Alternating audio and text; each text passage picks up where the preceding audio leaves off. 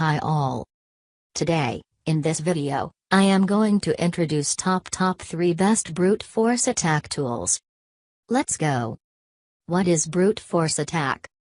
A password and cryptography attack that does not attempt to decrypt any information, but continue to try a list of different passwords, words, or letters.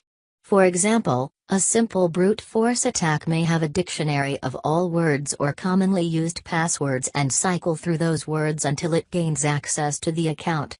A more complex brute force attack involves trying every key combination until the correct password is found.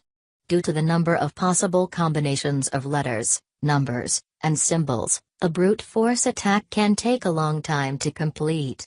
The higher the type of encryption used, 64-bit, 128-bit or 256-bit encryption, the longer it can take.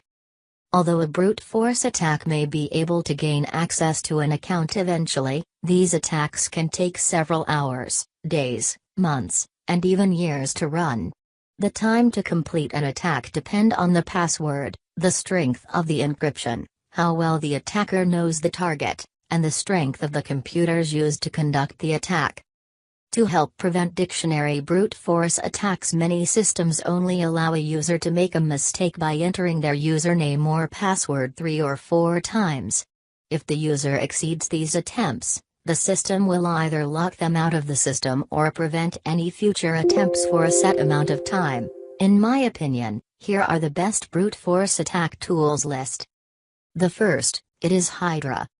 THC Hydra is a very fast, multi-threaded, network logon cracker which supports many different services: AFP, Cisco, Cisco Enable, CVS, Firebird, FTP, HTTP GET, HTTP Head, HTTP Proxy, HTTPS GET, HTTPS Head, Form GET, HTTPS Form Post, IC, IMAP, IMAP and TLM, LDAP2, LDAP3, MSSQL, MySQL, NCP, NNTP, Oracle Listener, PKanywhere, PCNFS, POP3, POP3 and TLM, Postgres, RxSec, Relogen, RSH, Super3, SIP, SMB, SMBNT, SMTPauth, SMTPauth, SNMP, SOX5, SSH2, SVN, TeamSpeak, Telnet, VMoth, VNC. The second, it is Medusa. Medusa is a speedy, parallel, and modular, login brute forcer. The goal is to support as many services which allow remote authentication as possible.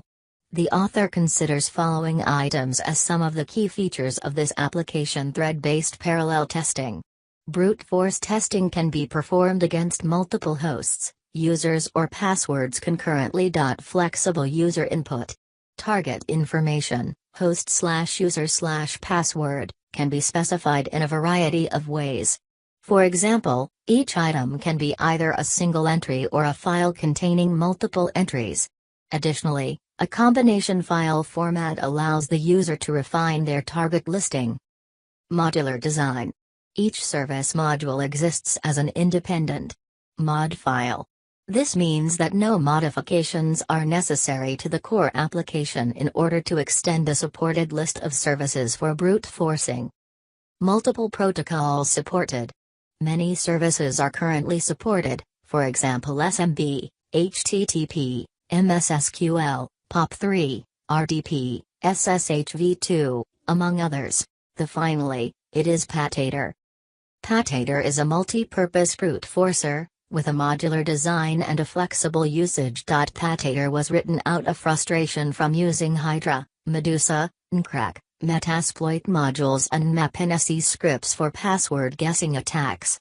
I opted for a different approach in order to not create yet another brute forcing tool and avoid repeating the same shortcomings.